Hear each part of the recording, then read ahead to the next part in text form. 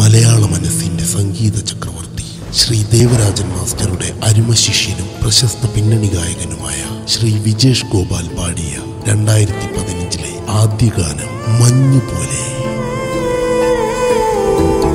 മഴ വീണു നനയുമീരാവിൽ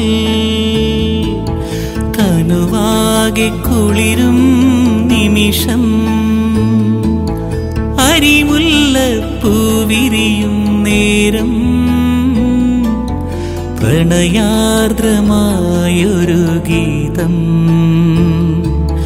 രാവിനെ സ്നേഹിച്ച വെൺപകൽ പക്ഷി തൻ വിരഹാർദ്രമായൊരു ഗീതം, വിരഹാർദ്രമായൊരു ഗീതം, വിരഹാർദ്രമായൊരു ഗീതം.